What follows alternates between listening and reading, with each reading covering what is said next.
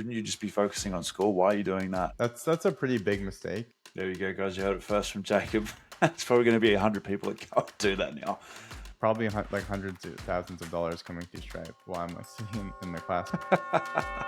All right, welcome to another episode of Make Shit Happen. Today's guest is none other than Jacob Klug, who's the owner of Cream Digital, doing over $100,000 a month as a SaaS business, helping startups and enterprises bring their business to life with speed and power of no code.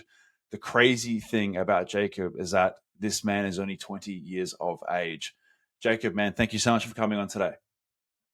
Yeah, of course. Thanks for having me. Man, when I first came across you, I watched one of your recent podcast interviews, and what struck me is just obviously not so much success you've had at a young age, but just your level of thinking, man, and the way that you present yourself and how you talk. It's not very common that you come across a lot of guys your age that have that kind of deep level of thinking and success. What made you start this company, and in terms of why did you get into SaaS? Yeah, so just to clarify, actually off the bat, we build SaaS. We're actually an agency. Oh, right. Um, so more, yeah, so we're more like building SaaS and building internal tools. But what got me into the agency game was kind of coincidentally through high school. I was always kind of building my own stuff, building whether it was like small side hustles or building software. And during COVID, I saw an opportunity to help a lot of these small, medium businesses go digital with digital platforms. And I saw also a big opportunity with some of these no-code tools. In 2019, they were still kind of on the come up, um, and I was, really interested in them, building with them quite often. And so during 2020, I was in, probably in grade 12 at this point. I started, taking on some clients to start building for them. And one thing led to another, and it kind of ended up becoming like an actual business that I've scaled, over the past 3 to 4 years. So it's been 3 to 4 years that you've been doing this in total. Yeah, yeah, yeah. How easy is it to start? Say if someone wants to, let's say they don't even come to you. Let's just say that someone wants to start a SaaS business in 2024. How easy is it now compared to say 10 years ago? Yeah, I mean, it's drastically easier. I mean, 10 years ago, the options were, you learn the code, or you hire an expensive agency to do so. Learning the code, especially with the languages you had back then Mm. and not some of the newer frameworks like React, um, it took a lot longer to build, and you had to be pretty technical.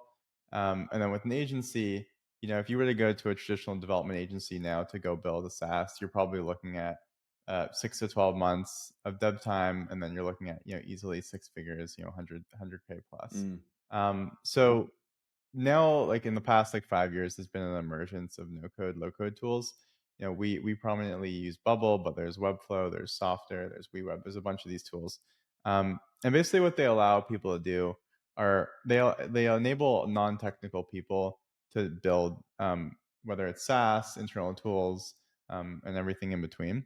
So the cost of barrier to entry is just like significantly lower. Like, so now we're looking at like someone comes to us to build like a standard SaaS, you're looking at like, 2 to 3 months of build time and then like under 50 grand. So obviously it's just like night and day to what it was. And what do you think the big change has been? Is it just because technology has just gotten better, or is it a lot to do with AI? Like, what's the reason behind that? Yeah. Yeah, it's a mix of things. I would say personally, like obviously the tooling itself, like low code tools enable like anyone to basically build, and so you're not needing to go hire like expensive developers to go do so.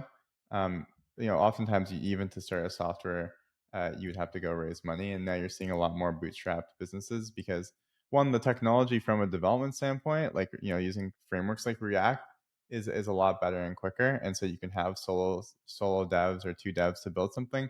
But on the flip side, if you're not technical, now you do have an option to go build these things yourself with like low code tools.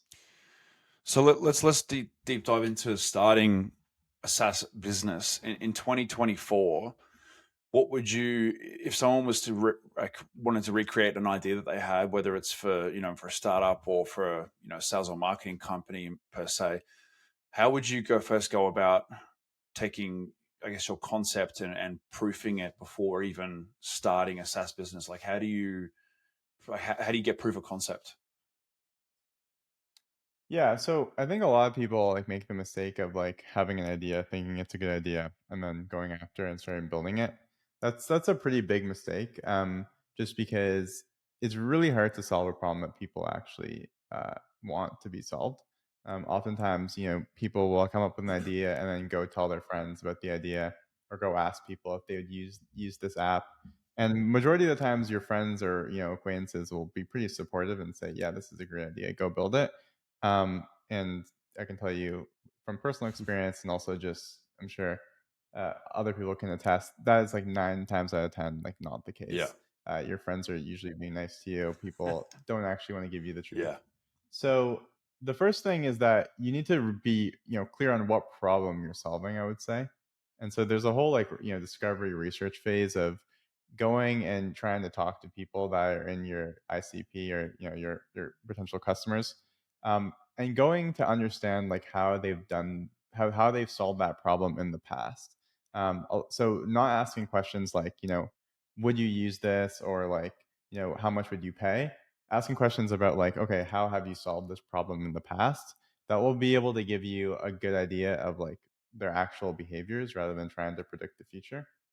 Um, and then you can kind of start diving deeper, right? You can go, okay, well, if you solve the problem like that, like what do you like experience? Like, what are some of the difficulties when you try to solve this problem, right? And then you kind of keep diving deeper and deeper, until you hopefully land on something. And you got to do this across multiple different people, multiple different audiences. So that's kind of the first thing. Then once you have some like early signals of like, okay, you're starting to see some patterns, that's when you want to go build like a really scrappy MVP. So this can be like a no code, low code build. This can also just be like whipping up a landing page and trying to get some like um, email wait lists, and doing this in the back, and like kind of doing stuff manually in the back. Like for example, like DoorDash is pretty famous for, they had all DoorDash was in the beginning was a phone number you called. It would go to the founders. The founders would just manually go call the restaurant, order the food themselves, use their own credit card, go pick up the food, and then take the money from the customer. So from the customer's end, it doesn't appear like there's things happening in the back end, but obviously it's a super manual thing. And so don't make the mistake of like trying to scale from the beginning, because things don't need to scale when you're just trying to prove an idea out. That's a later problem. So once you kind of do that MVP, whether it's like a tool or whether that's a kind of the manual process, then you're going to go to the customers that you talk to, and you're going to be like, okay, well, here's the a solution that I think um, will help you in the problems that you faced, and you actually go get them to use it and see if they like it, and give it to them for free, and start collecting data on like, are they coming back to it, are they actually using it consistently, etc. And you keep taking those kind of steps and keep talking to your customers, and the idea is hopefully you'll land somewhere. And when you're taking this solution to your customers, and let's say that they do go and they do like, I guess, the problem that you're solving, and how it's being solved, what would you say is the average cost these days to build a SaaS business? I mean, it really, really depends, because it's such a broad, like, you could go build like a bootstrap business and be a solo developer, and your costs are just like your servers and I guess your time.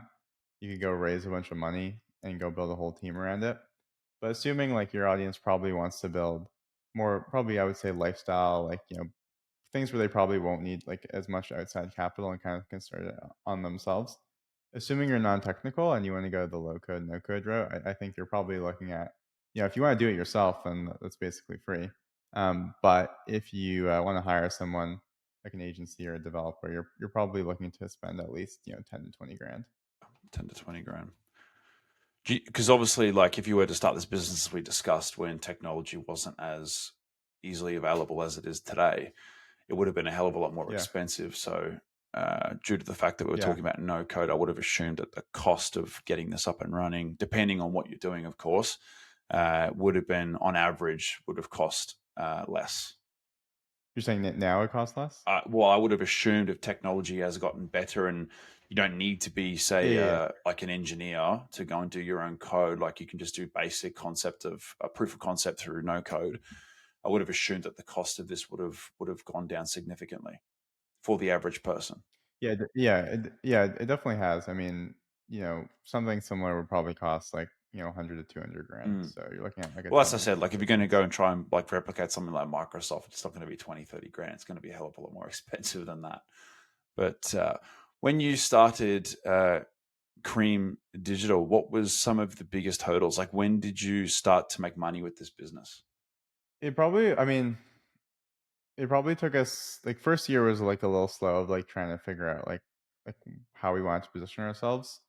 I would say that first year we probably made like 200 grand, something along those lines, if I That's had not to guess. bad. But yeah, but I think year two we hit like a million. So yeah, that was kind of like when things became more serious and you start building a team around yourselves and reinvesting into the business. What was some of the, I guess, the biggest things that you learnt along the way through starting this business?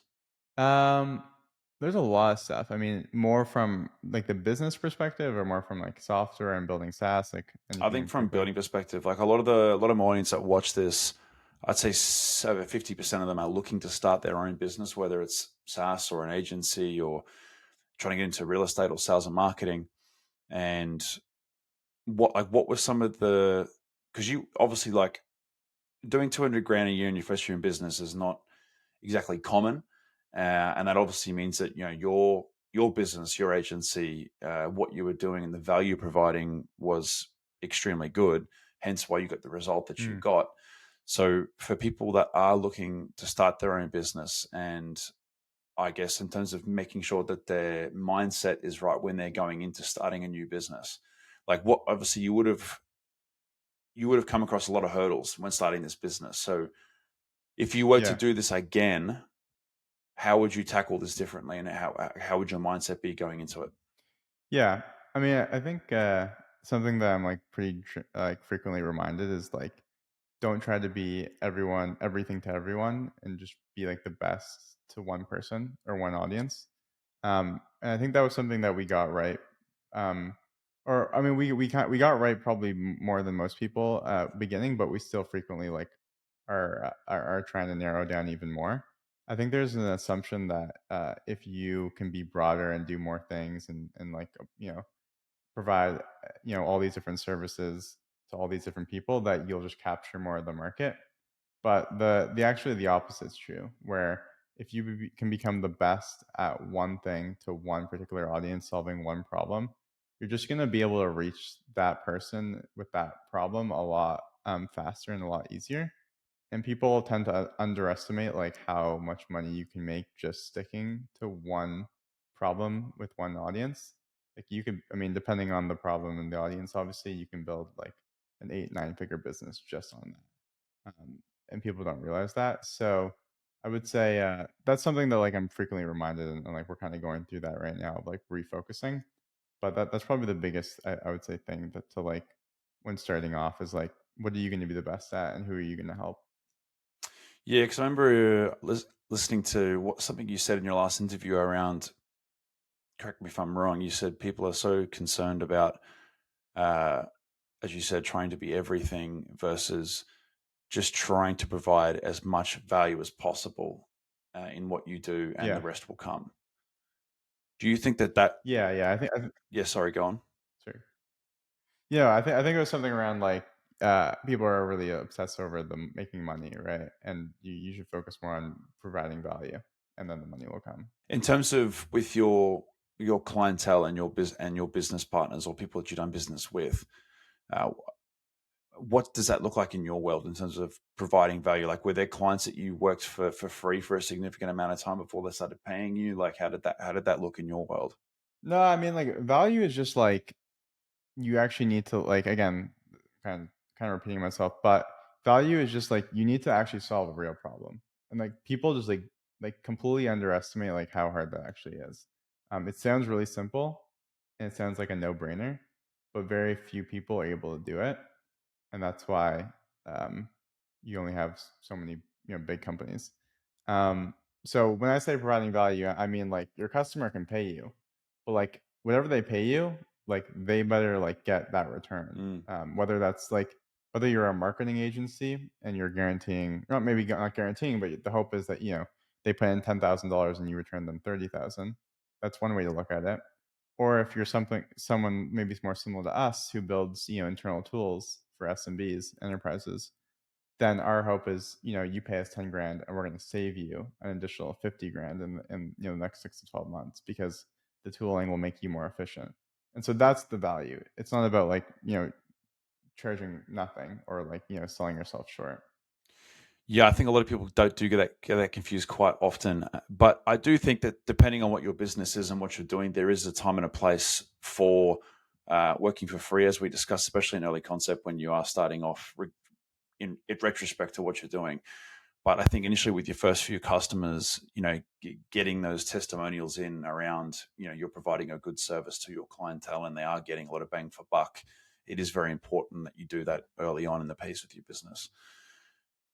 Now, going into starting a SaaS business, because this is what you're an expert at. Why would someone want to do that in 2024?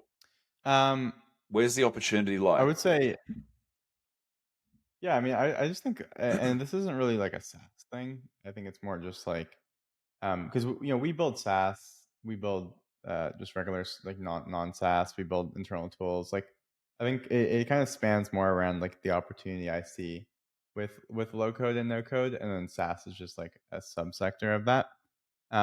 But I think we're just living in a world where software is just again more accessible, it's cheaper, um, and everybody is using it. And so if you want a way to like impact as many people as possible, um, that's a great way of doing it. SaaS is great because it also brings down the costs on the consumer's end, and the barrier to entry for them and the risk is super low, right? Like you used to have to pay. It wasn't too long ago where you'd have to pay one time fee for software, and then every time the new software came out, pretty much like a video game, right? Like you buy the new version, so you'd end up paying like for a Photoshop, maybe hundreds of dollars a year, um, because you had to buy the new thing. And for enterprises, that was even more expensive. And so I think software and SaaS in particular has really brought that barrier to entry down, both for consumers and then because of some of the new tooling, it's bringing it down for developers and builders as well. Yeah. Do you see AI assisting this industry in terms of, again, making this easier for people to get involved and get started? Do you see AI as a massive tool for that? Yeah, I think personally, I still think it's early, and I think that we won't see it really have like impact on non-technical people for probably another 2 to 3 years. Hmm. Though I could be wrong. I mean, AI is moving incredibly fast, and so you never really know. I would say we're seeing a really a meaningful impact when it comes to assisting traditional developers, though. With just kind of being like what ChatGPT is to writers, right? Like a helping hand. It's still not going to be the 100%, but it definitely can get you to like 50% of the way there, and then you kind of can fill in the rest. I still think we're pretty far from AI being able to like code and build a software 0 to 1, not just because of AI and its like limitations technically, but also because there needs to be a really good way of communicating the complexity of a software to AI, and a chat mode model is probably not the way to do that because it's just there's so many nuances to it. And so I think it's more of a bandwidth problem than it is like an AI, technical problem. And I mean, in your opinion, I mean, look, it's anyone's guess, but in your opinion, how far away do you think we are from that with AI?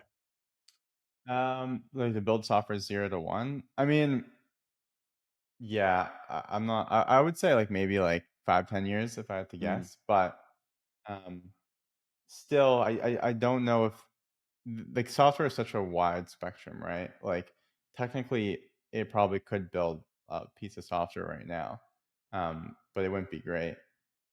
You could also design things right now, but it's not that good. So there's always going to be a spectrum of things it can do. if AI can truly replace software engineers, then I think we'll be in a very different world.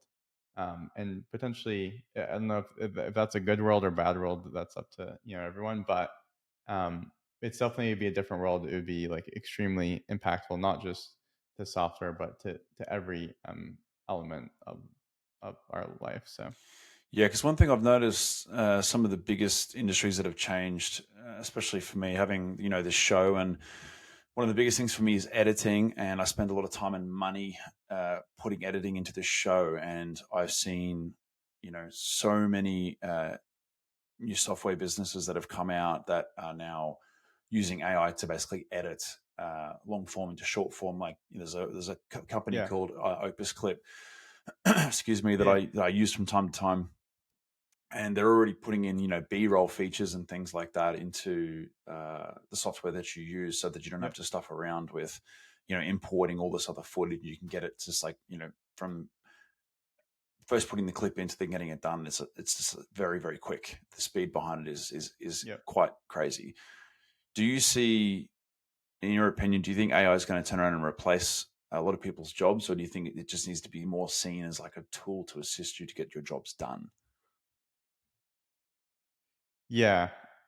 I mean, I wouldn't consider myself like an AI expert, obviously, just to put that out Mm, there. I have my own personal views, um, which is that I think AI, just like every like massive advancement, will have its like extremely good things, but it'll also come with a lot of yeah. negatives. I think you can kind of see that. This is kind of a out there comparison, but like nukes or just the nuclear technology as a whole. There's a lot of interesting one like military uses. There's now like potentially like nuclear fusion, which is something that we're experimenting with for energy. So there's a lot of like somewhat good things that come with it. It in some sense it stabilizes the world economy because or the world geopolitical economy because people hopefully aren't going to start wars because it's kind of like that you know scared factor. But then obviously there's like the downsides of like it also can go like bad, right? And so I kind of think that uh, that's a kind of out there analogy in comparison, but I kind of see AI like that where it's like there will be some level of like good that comes from it. Like I think there will be great advancements in like medical and science and technology, but are all those things good for humankind? Um, I'm not Mm. sure. I think that there could be some interesting pushback from that. Yeah, I still think it's still very early to say in the piece yet with AI, but I do think that there is a lot of AI or levels of AI that have already been built that we definitely don't have access to, and that have been used by use of the military and the government and things like that for many years, and we just don't know about Okay. it. I definitely think that that's 100% happening. Definitely. Uh, Now, I just want to go back to your agency in terms of Cream Digital. Has it always, because you said when your first year of business, excuse me, you did around $200,000. Was that in revenue that you're talking about? Yeah. Yeah, Yeah. in revenue. So if someone wanted to start an agency today, what would be some of the biggest, I guess, tips and takeaways for people when doing so? Yeah. So um, the first thing is like there are a lot of agencies.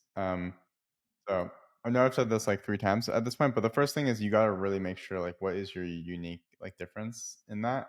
Like how are you going to approach things differently? You can't be like another marketing agency because there's like a billion of them. You need to be like the marketing agency to help X customer do X thing and just get the best at those two things. So that's the first thing. Just again, be really specific.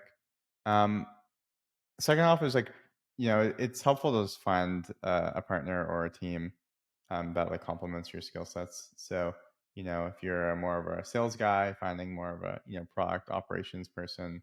If you're more of a creative person, finding more of a business person. So that's helpful. Um, and then just like talking to your customers, right? Like beyond just selling to them, like really understanding what they're looking for and how you can help solve their problems. Because the more you can solve their problems, the more money you can make off them. So that's why it goes back to like ultimately it's about creating value and focusing and obsessing over your customer and how to create value around your customer. And then if you can do that, then why wouldn't they pay you? Yeah, definitely. I think it does come back to, again, like niching down, finding a niche, and then also Yeah, in terms of the gravity of the problem that you're solving has a lot of retrospect into how much money you can make and what you can charge. Uh, definitely. Going through, I guess, the first initial stages of that business, what were some of, I guess, the hardest things that you were dealing with, and how do you now tackle them now? Yeah, I mean, I think one thing is just like, delegating is an interesting thing because for someone like me who likes having control, and I think a lot of business owners feel like that they think that they can do the thing better than anyone else. And to some degree that is Yeah. true. There's a lot of things that if I was probably doing 100% of that, it'd be a different way slightly and maybe it'd be a bit better. But the reality is that the output that you can get and like the difference that like quality makes is so minute in the long run when you account for like what other things you could be spending your time for or time on. For example, like this is just a random thing, but let's say I was insistent of like I think I can do sales better than anyone else, right? Just because I think I can do sales maybe 20% better than somebody else, that means that I'm going to be using all my time to just be 20% better or than what we already had. Um, and that's like just completely out of thin air. Like we don't have that problem, but it's just to say that like you want to be delegating because you can be doing better things in the business, and oftentimes you will be able to find someone that is actually better than you, despite you not thinking that. So finding people that are better than you and replacing yourself is a really key thing, um, and something that we definitely need. Could have done probably earlier, but we ended up doing it. I also think like the no code space in general, and this is still a problem that we're facing, is still relatively new. There's a lot of like it's kind of some in a similar stage of like AI, just with a little less, I guess, publicity around it and hype around it. So it's just around figuring out like AI and no code are such these great like big trends, but we need to figure out like what the actual use cases and like things that they unlock for Yeah. people, rather than just the technology. Yeah, so I guess it's more around getting out of your own way in a sense, and delegating as things that you could be Yeah, rather working on the business rather than in it. Uh, in a yeah, sense, like a lot of people have a lot of fantasies in their head around when they want to start a business of, they can go work a full-time job and just spend 2 3 hours a day to try and, I guess, lift that business off the ground, and in some cases that can yeah, work. But in yeah. reality, when you started Cream Digital, what was your day-to-day like? Walk me through, you know were you getting up at 5 a.m.? Were you going to bed at crazy hours? Like, what did your day-to-days look like when you were building this business up? Yeah, I mean, when I started the company, I was in high school, so I think my day looked a lot different than most probably Yeah. people. Which actually kind of shows like I think in some ways starting a company in high school is probably harder than starting a company with a full time job because if you think about it, uh, the hours are similar-ish, maybe an hour less, but you also, have homework and you also have like a lot of like extra stuff outside of school going on. Where with work, it's kind of just like it ends at 5 for Yeah. most people. So, in that sense, it was pretty difficult. Um, and I ended up having to actually make a basically an arrangement with my teachers. Luckily, COVID happened. Actually, well, luckily for me in that sense, obviously COVID was not a great Yeah. thing for most people, but it kind of it helped me in that because I didn't need to go to class, so everything became virtual. And so if it wasn't for that, I probably would have been in a much tougher position because even though I had school, I could kind of like get away with not going to every virtual class necessarily. And so I made a deal with my teachers that basically was like I didn't really need to go to class as long as I did the work, which was a pretty big thing. And if it wasn't for COVID, they probably wouldn't have let that fly.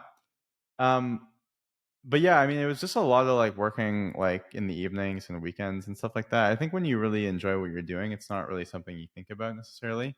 Um, and that's kinda how it should be. Yeah. So, that again just kinda goes back to, like, doing when you want to find something, like when you're thinking about what to do next, right? You kind of want to find the perfect like Venn diagram of like what are you really good at and you think you're uniquely good at, and then what do you think you can actually like what value can you provide in the market? Like because a lot of times people like have like this idea of what they're good at, but like it doesn't translate into the market, right? Like if you're a great artist, there's not a huge market for being a painter, right? Mm. But there is a huge market for being a designer, right? So you kind of slightly twist that and find the subsets of what you're good at, and then all of a sudden you kind of combine the two things to find something that is a perfect middle. So Yeah, I'm curious. How did you first broker this deal with your teachers during school? I know you mentioned COVID, but like, what was that conversation like? Were they just like, "Hang on, you're yeah. starting a what business and you're doing this," and they're like, uh "Shouldn't you just be focusing on school? Why are you doing that?" yeah, that's a good question. So I think it was pretty apparent that like I was never an attentive student, I guess you could say. Like I was always like pretty much like on my own side quests in class. I would bring my laptop and just kind of be on the back of the class, like working on stuff. I mean, I would be in like literally my business class. And I vividly remember like closing deals, money coming through Stripe. Probably like hundreds of thousands of dollars coming through Stripe while I'm like sitting in the classroom, being lectured. So it's a pretty weird feeling. And I think it was not maybe as apparent to me like in the moment, but I kind of I think teachers just kind of got the sense that like there was something going on. Um, but I started kind of not doing well in classes, hence like obviously not paying attention, not really doing the work. And I was kind of in a tough spot of like there was definitely a risk I could like not pass the course. And I my parents pushed me to talk to my teachers and just have a conversation with them to see what they would say. And the ones that I needed them to be understanding were, which was really really cool to see. I think COVID really played in my favor though, because like it was such an unprecedented time, Mm, and like everybody's learning was kind of disrupted. And so you could kind of like probably get away with like almost saying anything at the time, because like you weren't even learning in the class. I mean, it was just Zoom classes. So that was like super like lucky in that sense. But yeah, they just were like, yeah, they kind of understood. I think they just it's rare. I think I just got lucky with the teachers as well. But they basically just let me not go to like the virtual classes and just like do the work, and that I was able to do because then I can spend the day like on calls and stuff. Because it wasn't just about like me like working on the business. It was like I had calls like all day, mm. so it was like kind of like one I had to go to one call or the other, right? So Well, that's what I mean. I mean, from your perspective, you'd rather be spending your time taking sales calls and bringing in money to support the business than to be sitting on a Zoom call talking about geography or whatever it was or whatever class you were doing. yeah, yeah, Do you yeah, do exactly. you find anything in school that you did actually helped you build this business, or everything you did was self-taught? I think yeah, I think majority of stuff, obviously, besides like basic, you know, arithmetism, like maths and like English and all that. Like basic math. I think though that school has like different elements to it that are important. I used to be like pretty anti-school, and I still am in a Mm, sense. But I think like coming here and like preaching like don't go to school is not the right message, because to be honest, the people that are um, not meant for school are probably already kind of on that path. yeah, And so if you're not like if you don't actively have something going for you, um, like really going for you, then you should probably stick to that path until you have something going for you. Because for all the like s- Bill Gates and Mark Zuckerberg success stories, there's also like 50 others that completely fail and you never hear them. yeah. So just gotta be careful when it comes to that stuff. No, I agree. I think that the hardest thing that I struggle with is school, and I am very much anti-school, but only for my reasons. And I'm sure you're the same because it's for your own individual reasons. Yeah, exactly. Like, Exactly. I think school as a whole, the education system as a whole, is fallen way behind and has not been updated to today's world, just like how fast technology advances, education has very much just stayed the same in some retrospect. Like you still go to school, you still learn basic math, English, geography, history, religion, whatever the case may be in whichever schools you go to. But in a lot of sense, if you're an entrepreneurial mindset person, you're not going to get a hell of a lot of value out of going to school for 12 years learning those sorts of things, or even going to university to study business. Like I tell I tell almost anybody, and this is my personal opinion because of my personal experiences, but anyone that wants to go to university to study business, in my opinion, is just wasting their time and money. And I do feel like that you can put your money elsewhere to learn from a mentor, and to just simply deep dive into your industry and start just self learning and getting a mentor along the way to help you nitpick on the things that you are doing correctly and the things that you aren't doing correctly and what you can pivot and change.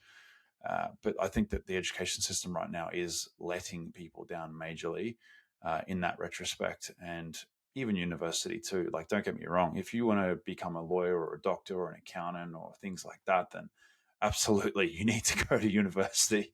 But when it comes to general education as a whole, I do feel like it has been somewhat, it's just been dragged. It hasn't been updated in terms of, you can't tell me people are going to business now learning about the forefront of, you know, SaaS or agency or tax or how to invest money or AI. Like you really don't learn much about any of those things, which I think is where it's letting people down.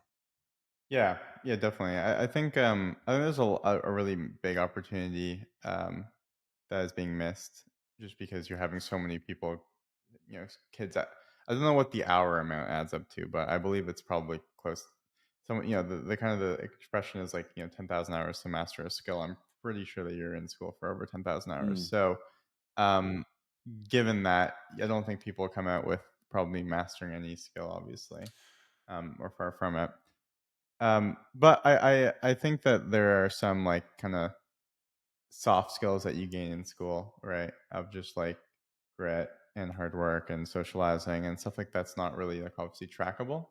But I do think that that hopefully, and there already are like kind of private or like hybrid approach schools that are starting to pop off. I know Elon started a school, and there's some other people that are kind of using his like methodology to do similar things. mm, So I think you'll start seeing like kind of more abstract or alternative education. Um, but I also think that, yeah, as you said, there still are jobs that do require school. And even for the business stuff, like, yes, business is really broad, right? Like, there's people that want to start their own business, which to them, I would probably agree that if you should probably go find a mentor and do that. But then, business also means you can go work in private equity or go, be a banker. And those people, whether you learn stuff or not, you do unfortunately need to get a degree to do those things. yeah. So, No, absolutely. When it comes to you personally, did you have a mentor when you were starting up with Cream Digital or going through school? Did you have a mentor at all? I never had like one mentor, I would say. I think they've kind of like fluctuated, like of like just like people in my circle that I would like keep more in touch with or friends. I was lucky to have a couple friends even early that like were in the same mindset. Yeah. Not that I went to school with, but just ones that I met, doing other stuff. Um, and so those people were like cool to like kind of like all like meet up once in a while and chat with. And then you have I've always like been able to like socialize and chat with people that were a lot older than me, and so having conversations on a regular basis with people kind of doing bigger agencies or bigger stuff. But I wouldn't consider them necessarily a mentor. I just think it's important to like have a group of people that you can go to. Um, I don't know too many people personally that like have like their go-to mentor, and that's like the only person they go to, and that's like a solidified relationship. I haven't really seen that, but I'm sure it happens. I think it's probably better to have just a bunch of people that are good in different areas of life and business that you can go to. Yeah, definitely. Like I think for me personally, like I've had a mentor in sales, and then I would have had a mentor in Yeah, exactly. property, and then you have like it's like having a coach for the gym, and then you got your dentist that you go and see, and you have a certain lawyer for certain things. Mm, Like I think I like a lot of people have a lot of mentors in different fields for different reasons. But for you specifically, did how did you teach yourself to do this? Because I'm just very fascinated, man. For like I said, as a young man, you have a lot of distractions, albeit school, friends. A lot of kids your age just come home and just want to go on the computer and play games and do all that kind of stuff. Like, what made you want to get into this? What was so appealing for you, and how did you teach yourself? Yeah. I mean, I think there's like 50% of it's probably just like consumption and like, media consumption, like what I was watching on YouTube, which led to like, actually it probably started like earlier, right? Like it probably started like I remember just watching movies like the, famous, Steve Jobs movies or Social Network, things like that. They're pretty classics. And that's like kind of like the first kind of like glimpse of it. And then you kind of move more into YouTube, which is like that's more like diving into different verticals and sectors and stuff like that. Um, and then from there I feel like you kind of start like understanding some of the basics. Um, but I don't think there's not really like a way to learn it. Like there's not like a path I took. I mean, I think I just became interested in it. And I think that like 50% is probably just like I was born with some level of just skills or interests that push me in that direction. Or, like some of it's just like there's a certain make of somebody that goes to do this. It's like there's a level of like intensity and focus and just wherewithal to like be able to do some stuff. And so half of it's that, but I think half of it's just like being around the right people, consuming stuff that like took me down this path, and then like just doing it right. Like I'm sure for you too. It's like you probably read some books, but you probably never attributed any one thing to just one book, or else everyone would read that book, right? Yeah, So no, definitely it's not. kind of just like trial and error. Yeah, I think one of the biggest things for me now in terms of my self learning, like I'm trying to learn a hell of a lot more just around online marketing, editing, YouTube, things like that. Trying to keep up to the front with the podcast industry. But for me personally, one of the biggest things that's actually helped a lot has just been YouTube in general. Just watching tutorials, watching videos, seeing how I guess the pros do it in terms of just little yeah, things in general. But YouTube, in my opinion, is a much better search engine for learning than Google. Like I never Google anything anymore. Really, if I want to learn something about a particular skill set or whatever, if I just want to get a general understanding for it, I will just go into YouTube and start watching videos. Like I feel like YouTube is extremely powerful and has so much free knowledge on there for the average person to go and learn that I generally use that platform more yeah. than anything. Definitely. I agree. Yeah. I think just the rate of consumption is just a lot higher, Mm. right? And I think for anyone out there that's looking for a business idea, I think there's a real opportunity to create either like a premium, whether this is on YouTube and you do it for free, or like even like a premium subscription around it, but like recreating books in like a more video storytelling kind of essence. I think that we live in a generation of like non-readers, Yeah. even to your point. People are starting to like just use YouTube for anything. Mm. But books have a lot of great information that YouTube doesn't have. But it's just hard to, read through a whole book when you can, watch a 20-minute YouTube video to kind of get like 75% of that information. So um, I totally agree, and I think that if someone who wants to go build the YouTube kind of like for books, I think that's an interesting idea. There you go, guys. You heard it first from Jacob. It's probably going to be 100 people that go and do that now. And that's the other thing too. Like with YouTube, like one of the things that I've seen risen up in business as well is the faceless channels, and that is exactly what you're just Yeah, talking about. There is, yeah, you got teenagers. There's a couple of 15, 18, 19, 20-year-olds that are making 100 to, in the extreme end, $500,000 a month across their 10, 15, 20 different channels. yeah, And it's a crazy, crazy time that we live in where, and again, like these teenagers were doing, I guess, what you were doing in school, and they were starting their businesses. And like, I've watched an interview a couple of days ago with this guy where, excuse me, he started his own faceless YouTube channels at 15, and he was, yeah, he was up till 6 a.m. and then going to bed and then waking up at 7:30, 8 a.m. to go to school. And then he'd come home and just do it all, yeah, all again.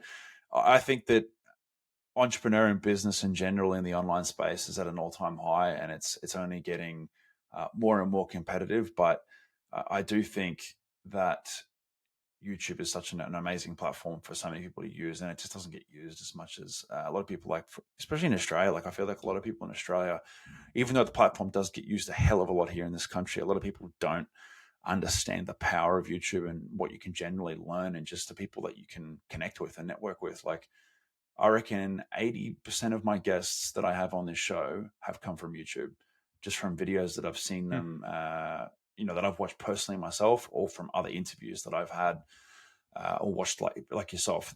I was just saying, another kind of underrated platform that I know isn't that's not as prominent in Australia, but Twitter or X is also a super good tool Mm. for um, one, meeting people.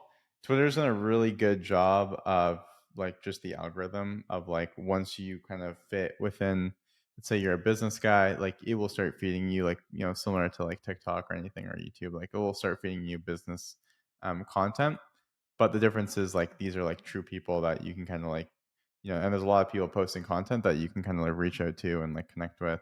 And it's also just really easy to create content because like obviously creating a video takes quite a lot of production, and just editing and all that stuff. For obviously a tweet is just like a text. So um, I think there's definitely an opportunity for, or just like for everyone like to start being a little more active on Twitter and some of these platforms because you just like immediately like 5-10x your reach of people that you can meet. And if someone was to start using X today, like how would you use X for yourself? Like in terms of, do you just provide value posts? Do you put videos in there? Because I know Elon was saying the other day that I think they now Yeah. have long form content on there, on the platform Yeah. now. Yeah, I've done some video stuff. It works pretty well. I think they're pushing it. And so any photos and videos I'm seeing do a lot Mm. better. But yeah, for me it's just like dialing into like um some of my like beliefs and like obviously building around the no code and SaaS and software and that kind of game. And for me it's more of a lead gen thing of like seeing if we can attract customers because your customers are on all these platforms 100%. LinkedIn too.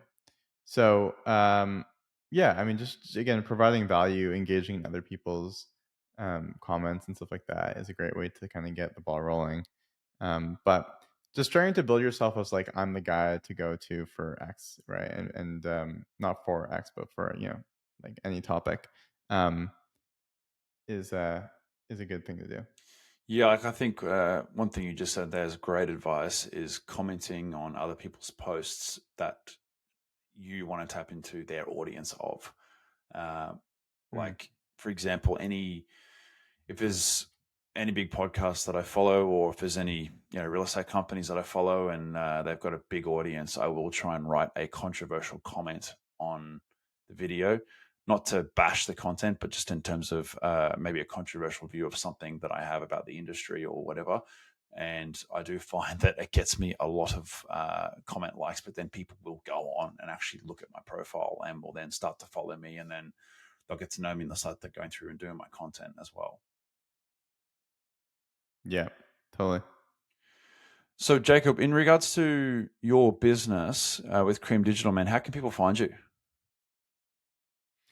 Yeah, just go to www.creme.digital. And then my Twitter is Jacob S. Klug, pretty active on there. And if you want to reach out to me there, that's a great place to do it. Right now, we're really looking to work with, if you're like a small, medium business, um, and this is something that we didn't really cover, but I can chat on really quickly. Yeah, yeah, of course. Um, there's a new kind of thing that we're starting to see that plays into no code and low code is that pretty much every business uses Excel or Google Sheets. And these are great softwares because obviously they allow people to do pretty much anything. But just like anything, if you're everything to everyone, there becomes limitations in that because it almost becomes too free. You start running into human error. Everybody has, I'm sure, has that spreadsheet at work or that they use at home or whatever that they just like can't stand to look at. They don't really understand how it works. Like it's just a nightmare to keep up. Mm. And so we're starting to work with a lot of small, medium businesses on basically creating a really simple tools that just replace those softwares. Replace those spreadsheets into softwares. And so if you're a small, medium business that like is working heavy with Excel but wants to kind of productize that, definitely reach out to us because that's exactly kind of what we're doing.